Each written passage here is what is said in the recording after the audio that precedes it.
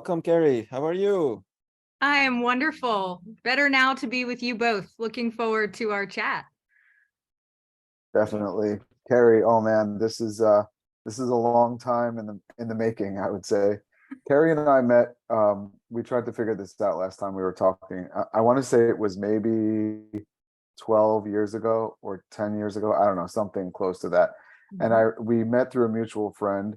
And if we go back to the beginning, I remember her and I think you were still practicing, right? At that time, you were still I was. Yep. psychotherapist. Yeah. And I can actually recall one of the first conversations that we had, which was about, had you published your book at that point? I think so. I think that's why I was on that summit. Yeah, okay, perfect. Yep. So she had her book, I had my book, and we were just talking about all that and what that means. And I was just venturing into coaching for the first time because I was, a professional chef for so many years. And I remember one of the initial conversations that Keri and I had was about spirituality. And I remember thinking, I really want to branch out into spirituality because it's my passion, right? So I want to do coaching and I want to help people, but I want to have an emphasis on spirituality. And I think we were both in agreement at the time that we were trying to figure out how we could have that conversation with people out in public and not feel weird about it. And actually, it took me a really long time from the day we had that conversation to, I guess, even where I am today. And what I realize now, which I didn't know at the time, was that there was tons of like trauma wrapped into that. And not only that, but conditioning, right? So like it was easy for me to say the word spirituality, but I realized that spirituality means so many things to so many different people, right? And behind that meaning that people give it is some kind of an emotional charge. And I think that I was afraid to say, I want to talk about spirituality, but not that kind of spirituality, right? And so that's what I was sort of trying to figure out. I couldn't put words to it at the time, but you grow up and you experience life and you wrestle with things and you dive into things and you work it out. So tell me where you are since that conversation in terms of how you've progressed with being comfortable with saying that, doing that, practicing that. Gosh, I don't even hardly remember the version of me that you're talking about then. I feel like I'm living a completely different life, as though I could have died and come back in a whole new incarnation since that time. But in 2017, retired from my psychotherapy practice. But during that time, something really powerful happened that I think contributed to my capacity to admit my spiritual nature, which is just kind of hilarious to say now. It is. Because to me, spirituality is just relating to life and the reality that there's more than what we sense in the physical, and just how we relate to that experience, that truth. And I remember I had the courage in my practice to do a workshop on intuition, to talk about how to live intuitively with my therapy clients.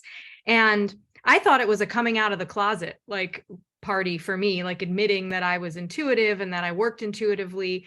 And when I did my introduction at the workshop, I remember saying, I'm coming out of the intuitive closet, and they're all looking at each other and like, what? And I said, you guys have a look on what are you looking at each other and me like that for? And they said, Keri, that's why we see you, because you're not the typical therapist. We know you're intuitive. We know, there's more than, what we can see in the room. And that's what we love about you. And it was both like really jarring. I felt naked. I was like, wait, what? I thought I was hiding this, and they're seeing it the whole time, which also felt really beautiful that, oh, wow, they get me, they see me. And it gave me a level of permission to really just express and be me, whatever that means at any given moment. And I went on to begin marketing myself in that way. And when I retired from practice, began supporting other healing entrepreneurs in expressing their gifts, and have been hired for my energetic and intuitive awareness and skills that often, when others don't work from that dimension, the healing can be limited. And it's just been such a gift to be able to step into that expression and to help others step into the expression. So definitely upgraded version of Keri since we originally met. Yeah, definitely. Agris. Yeah, now what came to my mind as it lately, and I think many people trying to look beyond what does it mean, freedom, right? And once I was just really contemplating and reading books about like what is freedom. And one of the things what really resonated with me was that freedom is transparency. And once you become sort of naked or transparent in front of colleagues, family, whoever, society, so you actually release those sort of secrets or whatever, and you can be free. You can experience freedom. So this is what I felt from your story. Yeah. Yeah, I really relate to that. It's so true. I feel like there's so much programming and patterns that we develop that we kind of lose sight of who we are underneath all of those costumes and roles and responsibilities.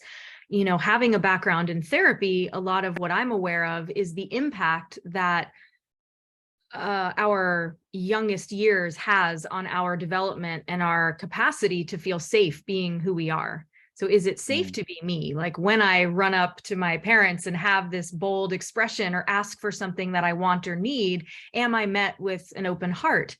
Am I met with love and care and compassion? Am I seen? Am I heard?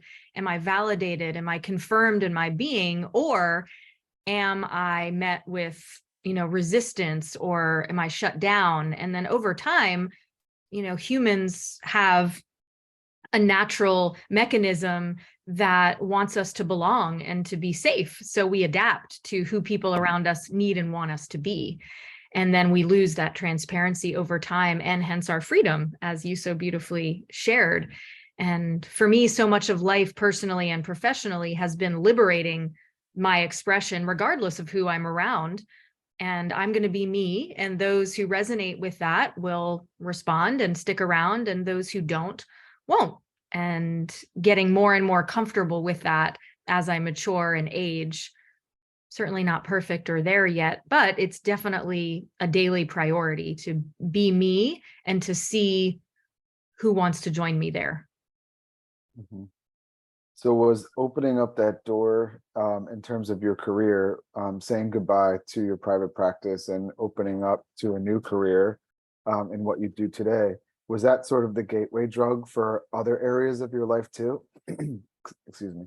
For example, I've seen you grow, right? So I've been following you, and you put yourself out there. You're a public figure. So if you're going through any kind of a change or embracing a new part of you, you put it out there for the world to see. And so I kind of know the answer, but I want you to share it with our listeners, because it wasn't just, oh yeah, I left one career for another. There was a discovery that was made in the process, which I think linked to other aspects of your life. Is that true? Absolutely.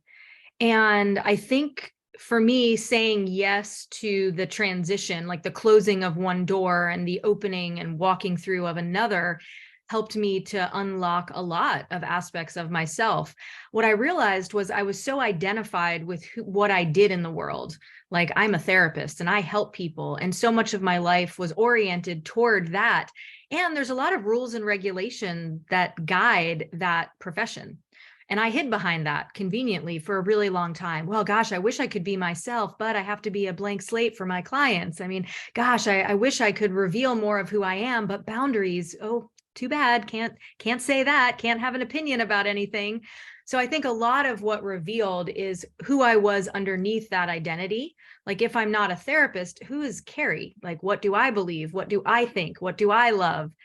And in that transition, I went from working a lot to, now my company, I work maybe 10 to 15 hours a week. And so much of my life now is play. It's fun. It's creativity. It's being able to, I think what I really accessed was my sensuality.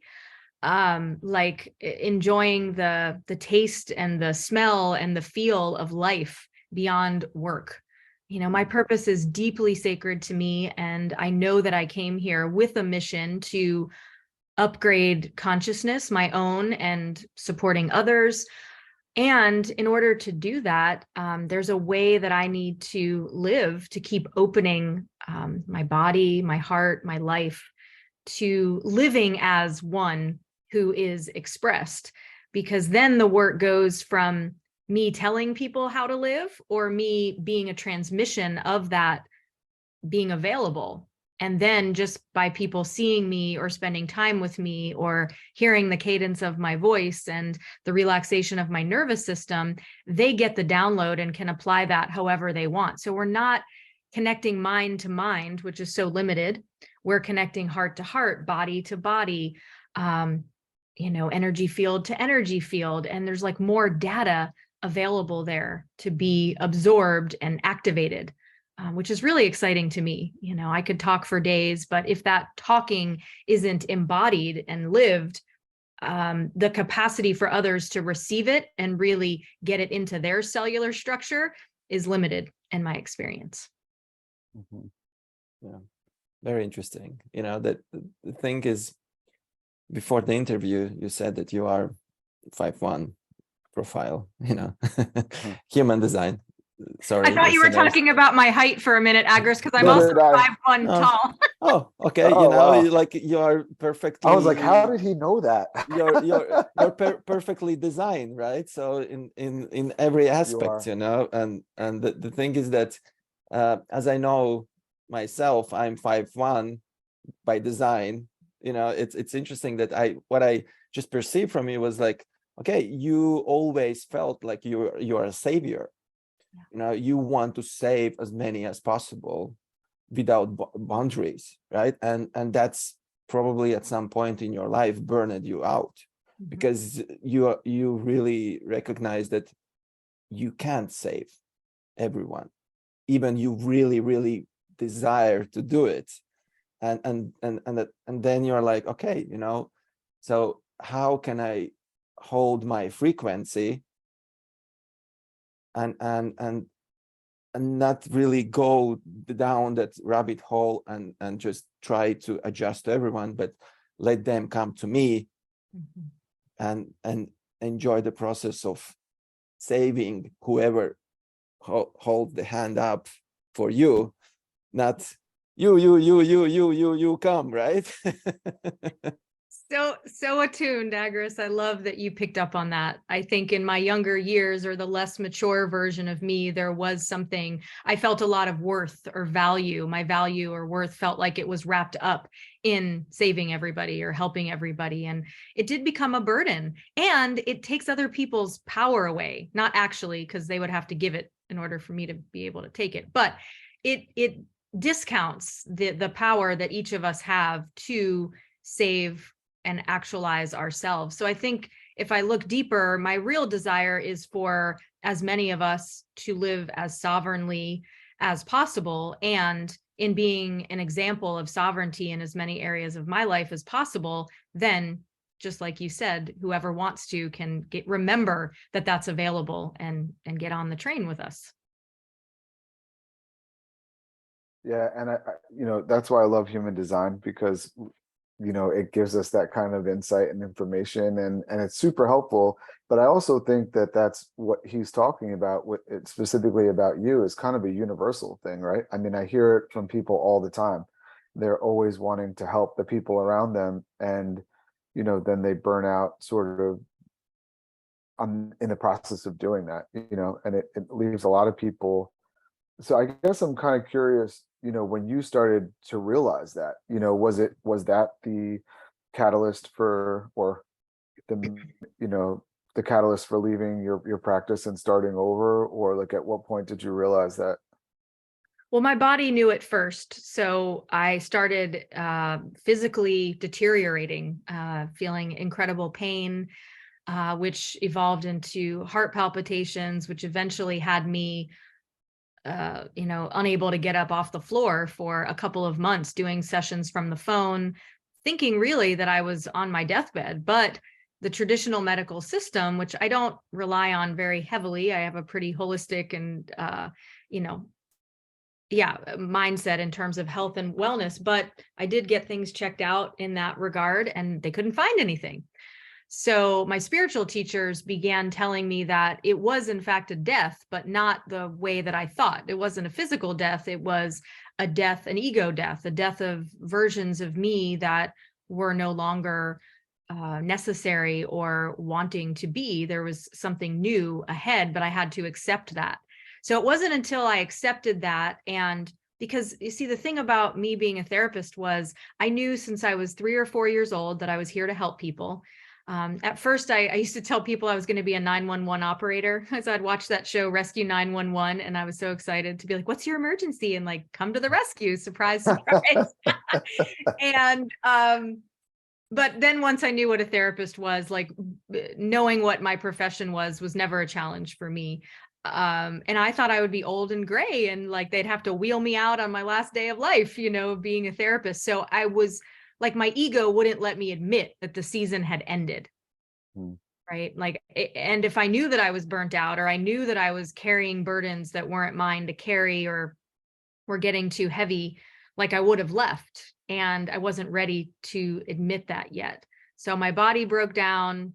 I admitted that it was time to leave. And then I went through like a 2-year recovery period. And it was during that time that I really realized the impact that helping, not necessarily in the way of being a therapist, but the way that I was energetically, you know, taking on more than was mine, or feeling some level of worth or value from those positions of helping, that I really realized, you know, that I was burnt out and tired.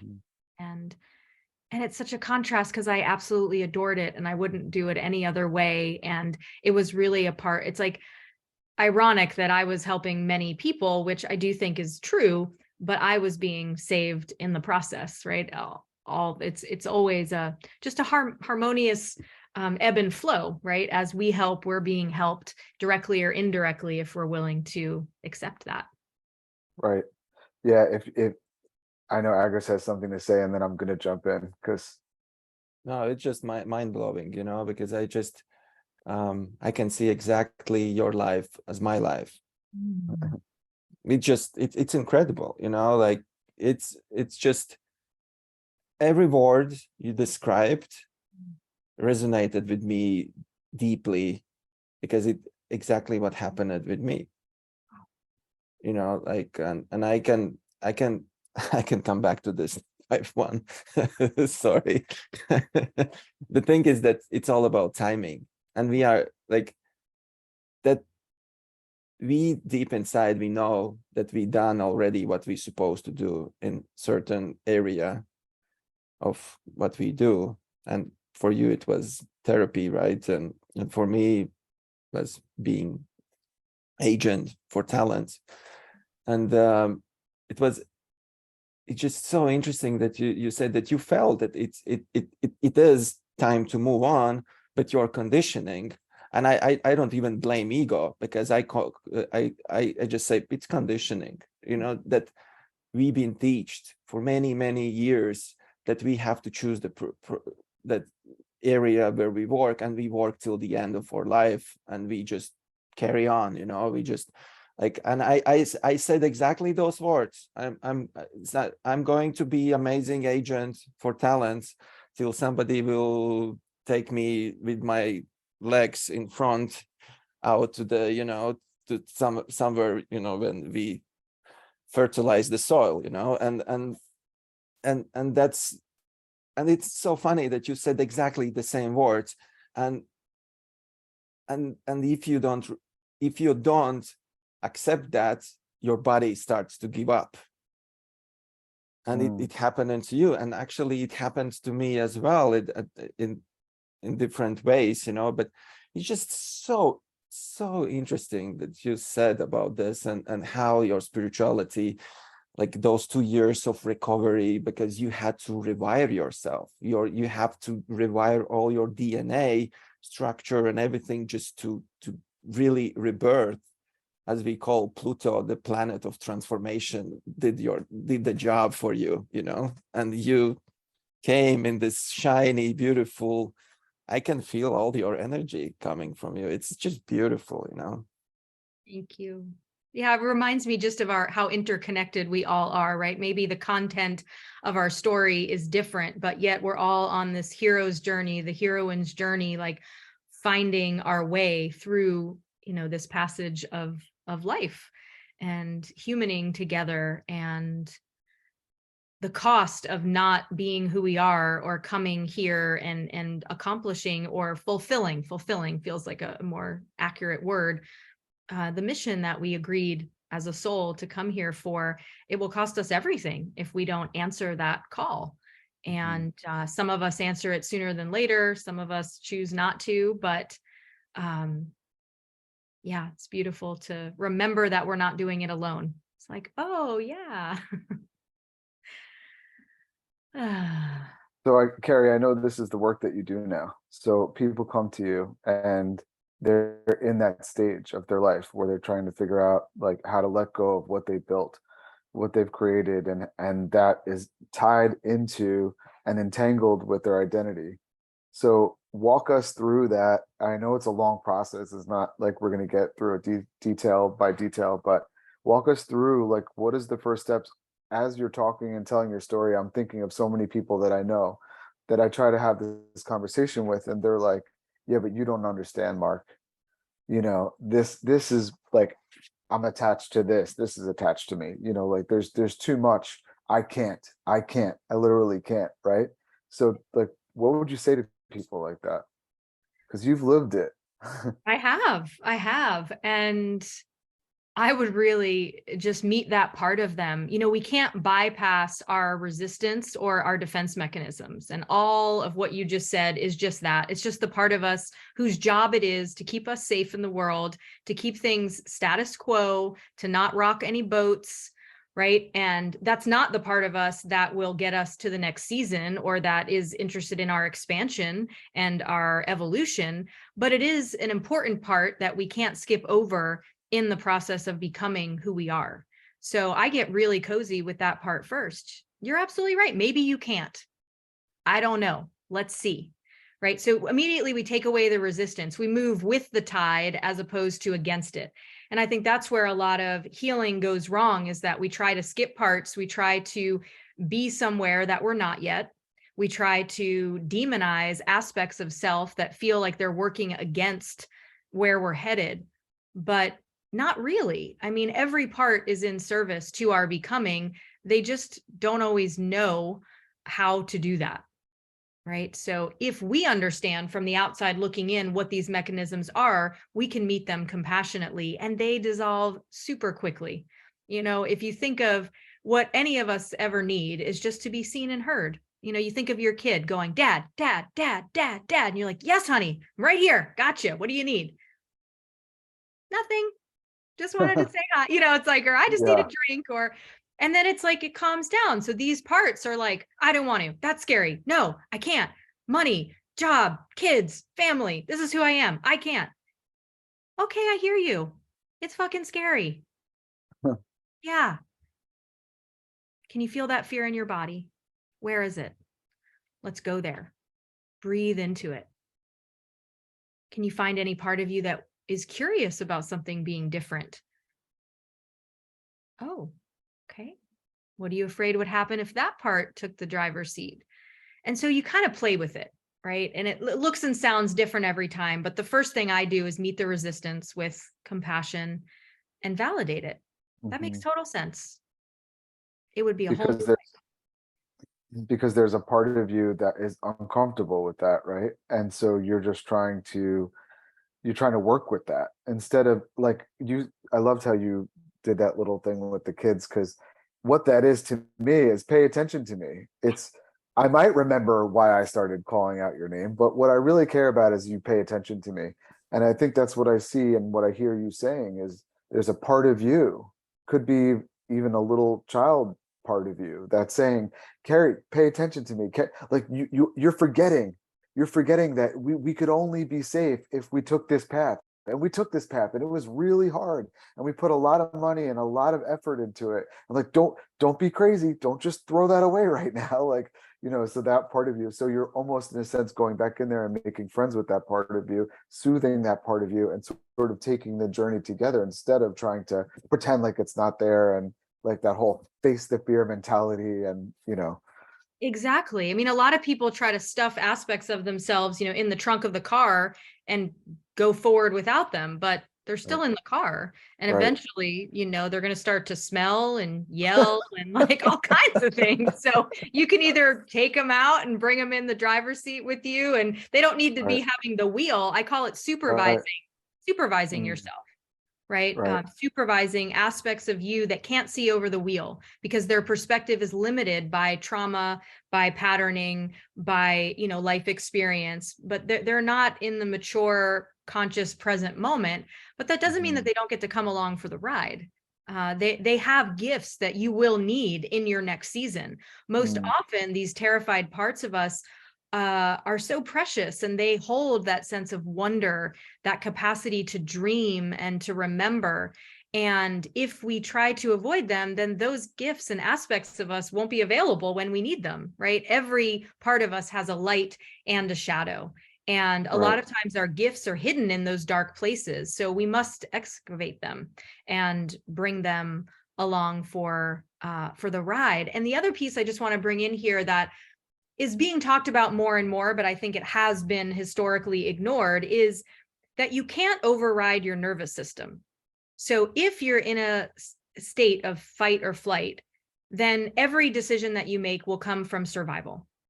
Is this safe? Can I survive? You're going to have a hard time taking risks. And when you do, you're going to collapse afterwards. That could look like sickness. It could look like, rage or anger or numbness or shutting down. It could look like dis-ease at some of the further down the road if this happens over and over. So I am in deep reverence to the nervous system, which requires that we move quite slowly and we expand the capacity. So it's like having a glass that can only hold, a cup of water, right? And the body is that holder, right, of the water, of the vision, of the capacity. So then we want to turn that cup into a pint so that they can hold more tension, more risk, more desire for life.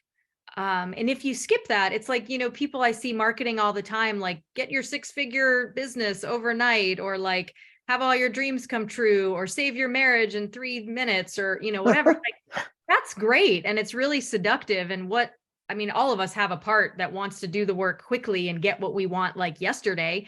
But that's really not how life works. I'm all about miracles. I'm also about some practicality and just the way that our physiology works. In the, 4th, 5th, and higher dimensions, yes, instantaneously, all those things are possible, but we are in a 3rd dimensional reality that's incredibly dense. And so while things can happen quickly, more than likely, there is a slowness that we have to accept. Doesn't have to take forever. I'm not buying into, any limitations, and it is what it is. And everyone has their own process. So I really focused on nervous system work too, so that people's change is sustainable and it is, it's sacred. And I'm not setting them up for crashing and burning, which for me is the ethical and integrous use of our skills as coaches, guides, and healers of the awakening process. I want to be responsible with my gift. And I don't promise results. That's the other thing about me. I'm like, I have no idea what's going to happen when you work with me. That's between you and God. But if you feel that I have a capacity to reflect you back to something that's a little foggy and you'd like me to walk with you in support of that, then I'm here for it. But I'm not going to take responsibility for your healing or your outcomes. I won't make any guarantees. And I don't give you your money back. So I hope that you will be sure that we are partners in the path. I require that people take full responsibility for their healing. And I will take full responsibility for showing up with my gifts and wisdom and being as transparent as I can. And we'll see what happens. And it's always magical. And most of the time, I mean, yeah, 9 times out of 10, people make more money working with me and they experience more love, peace, joy, expansion, truth. But that's like a natural side effect of coming clean with ourselves and doing the work. Mm-hmm. I answered way more than your question, Mark. You get Oh me no, going and forget it was so good. In my mind, I was going, this is good. This is really good. Okay, I need to send this to this person. I need to send this message to that person. So I it's can't wait all to meet good. everybody. All right.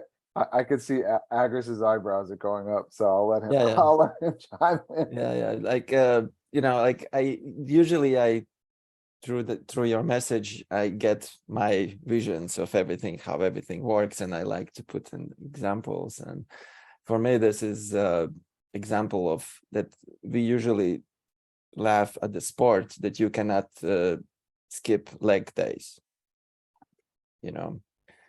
because like I think all the education system is concentrated starting on the head, and somehow it should be opposite, literally.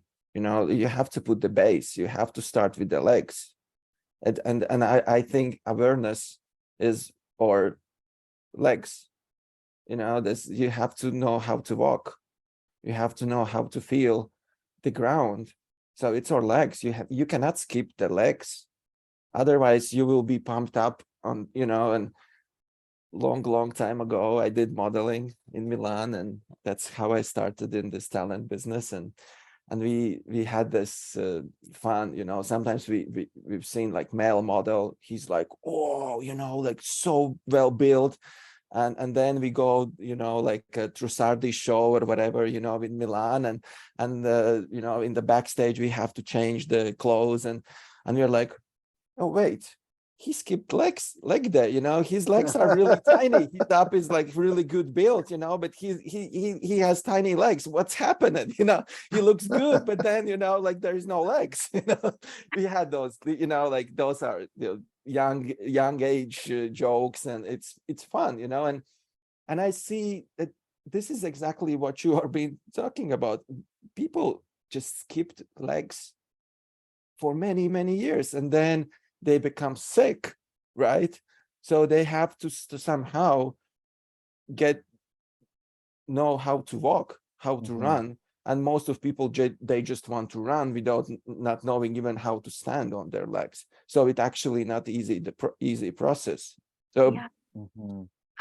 I love this so much. And one of the things that I also work with deeply in my work is the relationship between masculine and feminine energy and the gifts of both and how we unify those. And when you're speaking, what's occurring to me is that, collectively we're coming back in relationship with the feminine, right? There's been an overarching reliance on masculine and a belief in many ways that it's superior to the feminine, that the achieving, the doing, the moving forward is superior to the being, the knowing, the receiving, the slowing down. And what you just reminded me of is the legs is our relationship with the mother. It's the earth, right?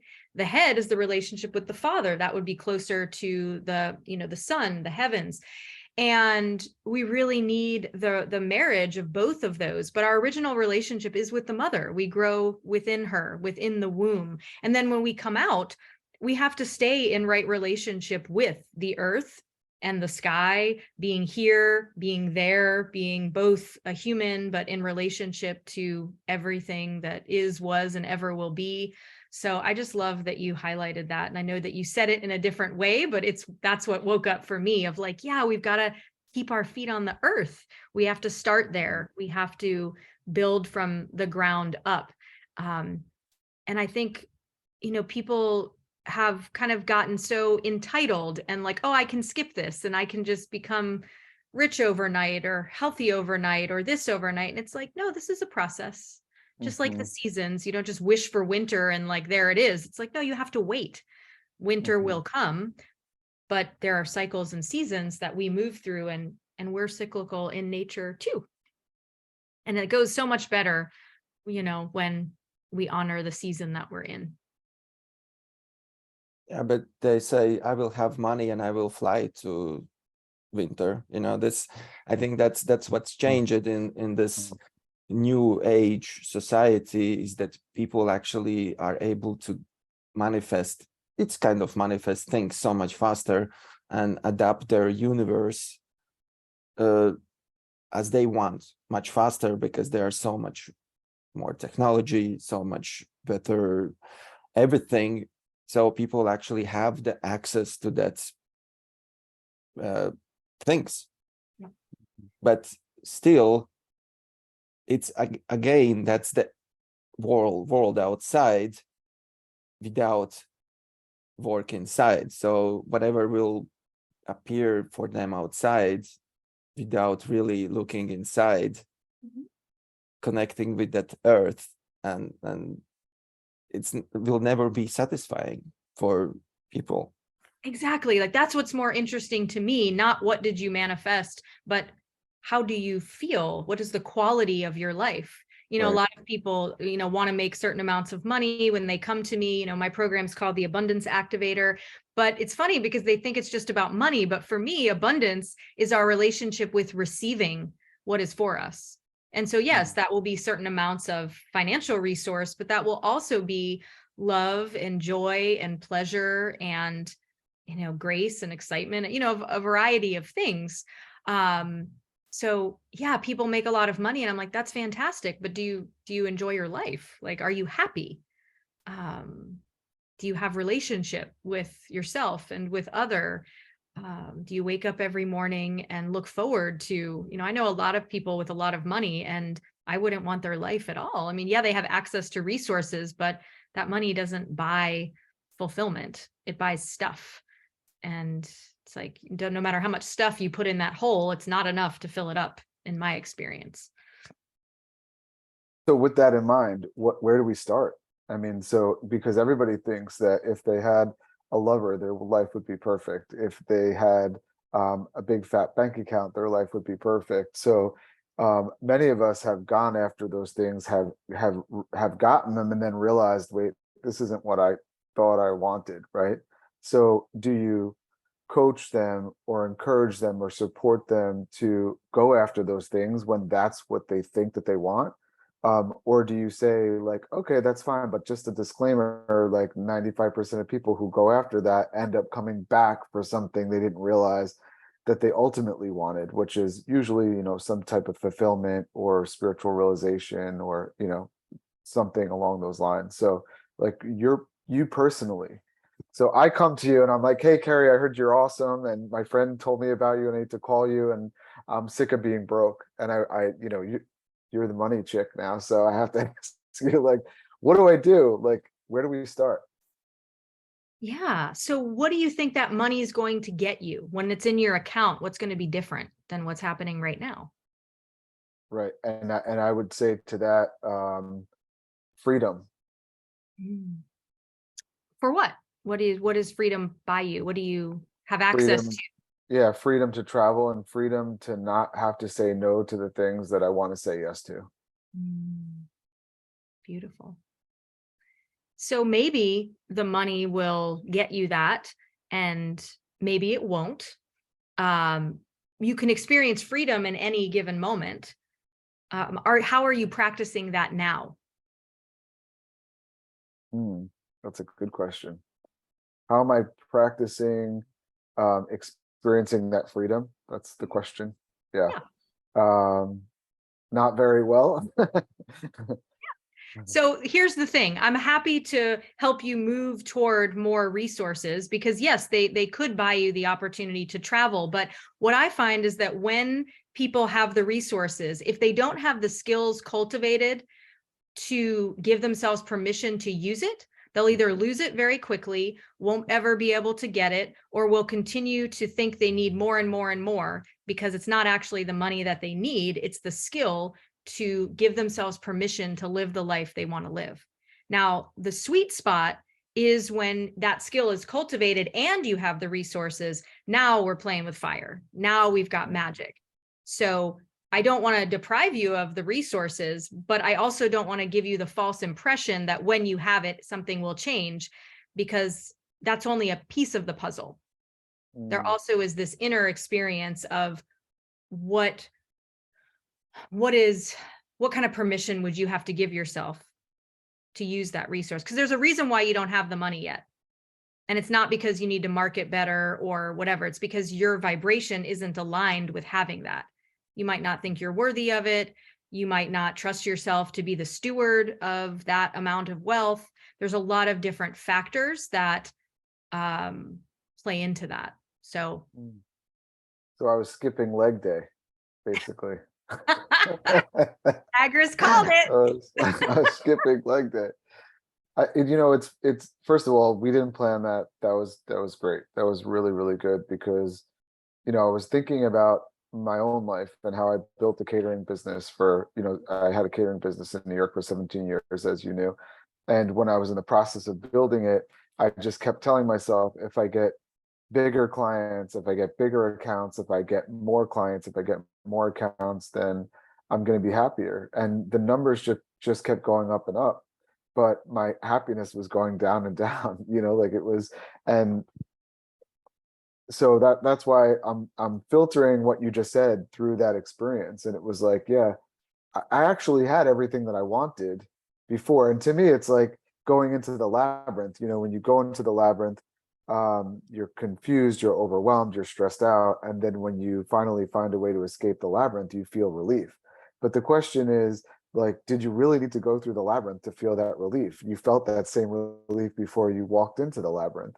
So what I hear you saying is skipping leg day is not practicing, not working out, not cultivating that faculty of like living in present moment, being aware of the fact that I actually already do live in freedom. I do live in freedom, and I need to just pay attention to that. And like money, I'm lumping money into that, but money isn't necessarily like just freedom. Like we can experience freedom in so many different avenues of our life, right? Yeah. And money doesn't want to be responsible for your happiness. It would be like trying to make your partner responsible for your happiness. It can contribute, but you can't outsource your joy, your freedom, your happiness. It repels money. When I talk to people, I invite them to imagine money as their lover, as their partner, externalize it, and imagine if you treated your lover this way. How conscious are you in your relationship with money? One of the things I have is a money date journal, I call it. And it's what helped me awaken in my relationship with money and my resources. And every day for 2 years, I wrote to money, and money communicated back to me. And it may seem sort of silly because it's like, well, it's not a person. And no, but it's an energy, and you're always communicating with it or not. So how do you imagine your relationship with your partner would be going if you never have a date, if you never talk to one another, if you never ask each other what you need or what you want or how this is going or how that felt, right? You wouldn't expect it to be going well, but yet you want money to show up in like joy and service to you. And when's the last time you said, thank you for the roof that I have over my head? Thank you for the fact that I'm not starving to death. It's fascinating because when I talk to people, they come to me and they're so urgent for more. There's like this desperation, but I ask, how much is in your bank account? It's never like nothing, like most of the time I'm working with people who aren't really in poverty, right? It's like first world problems. It's like they want more, but they have a home that's steady and safe. They have money to eat and feed the kids, So there's an illusion that, and all of us are afraid, like, look, I have more money in my bank account now than I've ever had. And I'm still scared. I'm still like, oh my God, if something happens, I could be under the bridge eating cat food in a year or two, if this all goes to shit. It's just human nature. It's a primal fear, like, am I going to be able to survive? So part of it also is just being truthful. How dire are these circumstances? And can I find gratitude? If you talk to people that don't have much, they're some of the most grateful beings like I've ever met. I mean, when I've given money to homeless people or done, they are so grateful for the sleeping bag or the pair of shoes or the sandwich.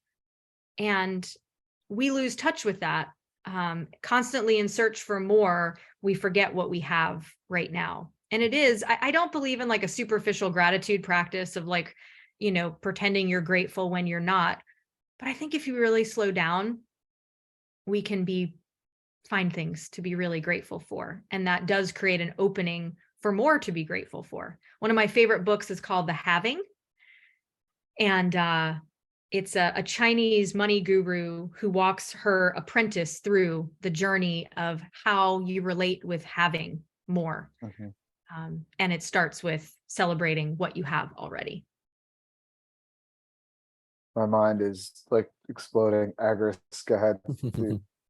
I have lots of questions, you know, but not only questions, but I want to share my realization. But it was exactly about this, you know, and my realization was like events, circumstances, they are predestined already, because the world, the universe is made beautiful mathematic and numbers. Everything is actually is going to happen anyways. And that first thing gives freedom, because I don't need to worry anymore about events and circumstances, because they will come anyways. And it's not like you will sit and it's not going to appear. It will appear. But the most important part is how you apply your emotions to matter. And matter in this aspect is event or circumstance, and how you apply. That's actually all we have to do, you know, how we apply your emotion to whatever it happens. And if we can master that thing, if we can understand and be aware, as you said, that there are in society that shadow consciousness to be worrying about survival, that's that consciousness of everyone, most or less, and we are tapped into that shadow. If we are not aware, we live that through us. If we are aware of it, then you can raise your frequency in gratitude, in love, and start to actually appreciate what is already in front of you, and even event what is in front of you, to take a good decision how to apply your emotion to that event.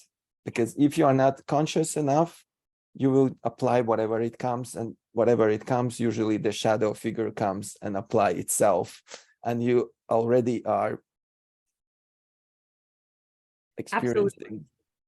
Yeah. And the thing I want to say about this is people sometimes mistake what you just said for trying to avoid negative or low vibration feelings, which also isn't the answer, right? But what you said was really important, because you said bring awareness to it. So when, you know, a part of us is scared or in survival, it's not that if we don't stop feeling that, we're going to attract it. It's if we don't supervise it, if we don't maintain awareness of it, if we let it be in the driver's seat, which is different than not feeling it or ignoring it. So I always like to just make that caveat, because people like to use it to avoid leg day. They're like, no, I don't want to feel that. Agris and Mark and Keri said, you know, we have to stay in high vibration. It's impossible to stay in high vibration all the time. I mean, we're in a third dimensional reality where we're experiencing duality, polarized, you know, experience. But the more we can remain aware and connected to truth, and I call it truth with a capital T, because truth with a capital T is the ultimate, you know, information, the truth. That's our guiding principle. And then the lowercase truth is like the truth of the little part of us that maybe didn't have enough when we were younger, or there was a deficit of something. So that's true to that part, but it's not the truth.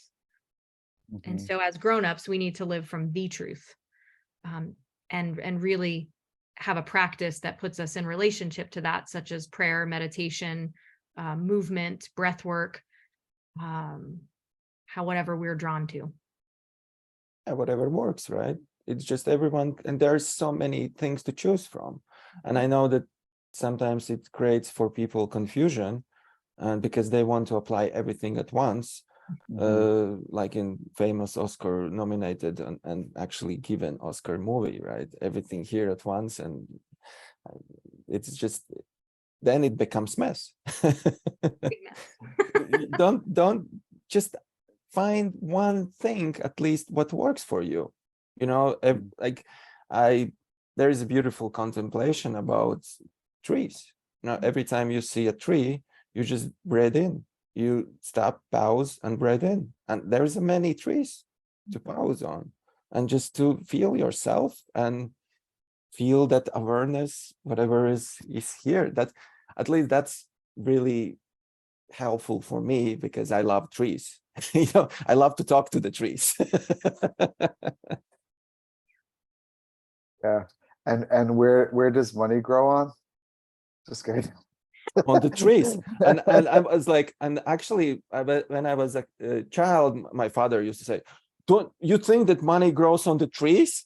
And I was like, lately was contemplating about this. Is like, actually it does, because there is a paper comes from the trees, you know. Right. Actually, Right. money grows on the trees. So it, Right. yes, Father, it is. I love it. I say the same thing, Agris, in my teachings. I say this. It's, you know, there's so many things we've fallen for that simply aren't true, and they maintain, they keep the scarcity consciousness in motion. So when we break those apart and we say something doesn't feel quite true or right there, and we go to the big T truth, we don't just keep repeating the things that other generations have bought into, but we say the true thing, then it opens our world to greater possibility. There was one more thing that I wanted to say a little while back, and it feels relevant, is that we are most fulfilled when we have what is ours to have. Now, the journey is discovering what that actually is. You know, I don't believe that everyone is meant to be a millionaire in this lifetime. That's not perhaps what all of our souls chose. Now, could you hustle and maybe use enough force and will to generate more? Yeah, but you're probably not going to be satisfied, and you're going to feel tricked. It's like you think you're running a 5K, but then that 5K turns into, you know, a half marathon, and then a marathon, and then a triathlon. And then you're like, oh God, so it's a trick. The finish line keeps moving. But you know, my work really gets us into relationship with what is yours to have. Who are you meant to be? What are you meant to have? And that's the sweet spot. Joy lives in allowing yourself to receive and hold and have and experience what your soul came here to be, do, and have. And as we mature, I think we stop grabbing onto the shiny objects and stop trying to trick and seduce ourselves or fall for, you know, different shenanigans out there. And we just accept what is ours and we let ourselves have it. And then life becomes really rich and beautiful. Can it be applied to emotion?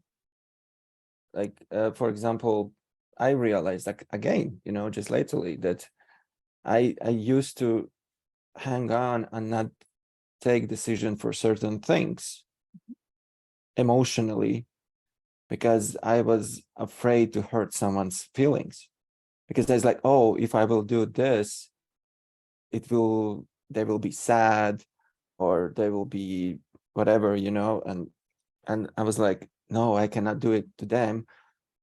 And meanwhile, not taking care of myself, you know, like holding my emotional decision because of other emotions out there. Yes. So, and that's, I think it's what you just said, right? You just have to actually come back to yourself and really see what is your emotions, not all of emotions around, but what you emotionally need to take care of yourself, and how those emotions resonates with you. Absolutely. Yeah, I mean, that's the law of sovereignty. It's like really being so connected to you. And since we're all interconnected, when you're in your truth, then you can also feel the truth of what the relationship needs. I just worked on this with somebody yesterday. I'm like, it's not, she was feeling selfish. And I said, well, there's you and there's them, but then there's also the relationship. And if you're aware of you and you let them be aware of them, then you can both kind of feel into that third door. It's like, it's not always pleasant to, get up in the middle of the night with your kid, but they're your kid and you have responsibility. And so you do inconvenient things in the name of relationship occasionally, because there's an energy of service, right? You've chosen to do that. But that's different than selling yourself out or not being in touch with your own emotions. Gosh, we could have a whole series, guys. This is like, this is I feel like we're ridiculous. just getting started. I already know this is going to be one of the top downloaded episodes because my brain is exploding as you're talking about this. And oh man, it's incredible. This is all right. I know we're wrapping up. I always like to talk about the takeaways, so I'm going to tell you what my takeaway was. Yes. There were many, and I'll obviously have to download it and listen to it myself and make my notes and stuff like that. That's my process. But for me, it was dating. You said money doesn't want to be responsible for your happiness, and then comparing the relationship with money to the relationship with maybe a person. And I've never ever considered it. I've never thought about it that way. And so and it makes total sense. Like, I understand how I've disregarded not even just money, but just certain things in my life because I haven't prioritized a relationship with it. But I see where, when I do, how it's worked out in my favor every single time, and like, I pride myself on my relationship with my wife, but it's my top priority, so I'm moment by moment, I'm paying attention to making sure that things feel right, and constantly monitoring and adjusting my choices, the energy that I put into it, how I'm responding to what's going on, what I'm investing into the relationship. And so I'm always keeping it in balance, right? And speaking about being in balance, when Agris was talking about the leg day thing and having the scrawny legs and the upper body, and I could see how that's the perfect metaphor for being in balance versus not being in balance. Because if you're top heavy, you're out of balance, right? So we do have to pay attention. So I've realized the takeaway for me is to look at the areas or the aspects of your life that are currently not working out. And don't just try to shoot out of a cannon and grab that thing that you want so badly, but realize that it's a relationship, and every relationship takes time, right? And you're going to have to put in something into that relationship in order to get something, like in order to receive something from that.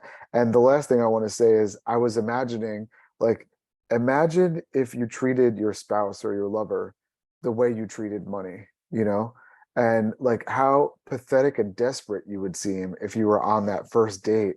Like, I like you, but I'm really afraid. I'm really afraid you're just going to get up and you're going to walk out the door. Like, it's really great that you're here right now. We're going to have a good time, but please don't leave. Please don't leave. Like, you would be, that would be probably the quickest way to be repelled by that energy or by that person. And that's what many people do with money. Like, it's here, we enjoy it, and then we spend it and we're like, shit. And then we're desperately trying to get more of that. But think about, like, what that would look like if it was a person that we were having that relationship with, or if we were acting like that towards a person. So I'm going on a date with money this weekend. That's all I have to Yes, say. it's going to be hot. It's going to be hot. Put your cologne on. Light some candles, Mark. Get some flowers. I'm excited. Cooking a little meal. I can't wait. Well, actually, it's funny because there's a lot of money coaches. I think it's a big thing right now. And I've seen the element of the flashiness with the money, and I realize that it's a trigger for a lot of people. Like, how dare you throw those bills around and say you love money and all that stuff like that. But it makes me realize that that's the point they're trying to get across, is that if you can't heal that part of you that thinks it's not okay to have a relationship with money, then you cannot progress past that step. Like, that is step one. And that's why it's almost like every healer is an activator. So, and sometimes the healing process is just activating what pisses somebody off, when you bring it to their attention. So it makes sense that that would be like an important part of it, right? Absolutely. I wrote an email once to my community years ago, and I reference this story often, but I'd love for your listeners to hear it too. And the subject line was, I do it for the money. Because healers always say, I don't do it for the money. I'm like, well, that's why you don't have any. You might start, not only for the money. I mean, of course, there's other reasons, but why do you feel guilty or ashamed for doing it for the money? If you talk to a lawyer or an accountant or a teacher, they're not going to, other professions don't say, I don't do it for the money. It's like, it's okay that you make a living in service to humanity. Like, you are being divinely compensated for this. And the more that you have, the more that you're able to give from an overflowing, healthy nervous system. So it really doesn't help anybody if you're broke. The more that you have, the more generous you're able to be. Right. And I would love there to be lots of generosity and lots of wealth in the hands of the conscious, because that's how we're going to change the planet. So if we don't get going on this and invite conscious, awake people to start generating wealth, our society is probably not going to make it to the next level here, because we got money in the hands of people that aren't using it with integrity, or the way that we might see could be more loving and supportive to the evolution of humanity. So much wisdom, Keri, Yeah. Before we turn off this episode, can you tell where to find you, how people can reach out to you? Just like... Absolutely. So my website is kerinola.com. That's my primary website where you can read about me and my offerings. My most active program right now is my membership site called The Abundance Activator, and that's theabundanceactivator.com. And if you'd like to just play on the daily, I'm on Instagram, Keri_Nola. Yeah, would love to meet your community and hear how this episode resonated with everybody. I know everyone hears it from a different perspective and from a different moment in their life and what touches them. So thank you for having me. Yeah. Just to be around you, it's the feeling of that beautiful energy and abundance. So it's people have to connect with you and experience that. So thank you so much for sharing your wisdom and being fully energetically here with us. You're so welcome. Thanks for feeling me and knowing that. It's refreshing. Great. All right, to be continued, and we're bringing you back whether you like it or not. I'm for it. I'm here for it. Okay, awesome. Thanks, Keri. Yes.